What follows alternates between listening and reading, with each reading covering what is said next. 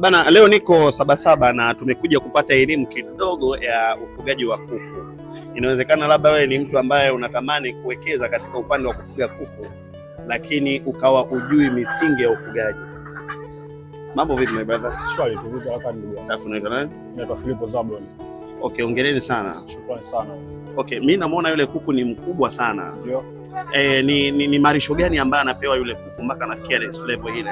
Kuja kwenye swala zima la ufugaji wa kuku, kwanza kitu cha kwanza ambacho kinahitajika ni management kwanza. Kabla hujamweka kwenye banda, kipindi ni kifaranga, alafu vile vile kipindi umemweka, management nzuri inatakiwa ufanye. Management ninazozisemea kwenye swala la uandalizi wa banda ni ku make sure banda lako kabla hujamuingiza umepizia zile field dawa hizo tunaita ni dawa zinazoua viuatilifu.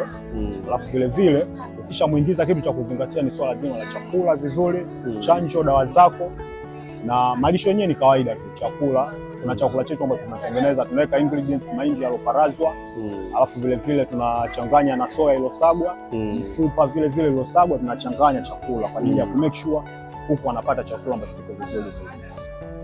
Sasa hivi hamna, kutokana na mazingira yenyewe yanabadilika. Alafu na kutokana na kuku wenyewe wetu sasa hivi wanafanywa crossbreed mbalimbali, sio wa kienyeji vile pure kama wa zamani. Kwa sasa tusema tuwafuge kienyeji zaidi kama zamani, bado hatuwezi tukaweza kuwafuga. Nyinyi kama taasisi ama kampuni ya ufugaji wa kuku, mmejipangaje katika kufikisha elimu kwa Watanzania? Darasa, kuna madarasa ya hapa na pale, at least labda mtu anapotaka kufuga kuku aje ili apate elimu.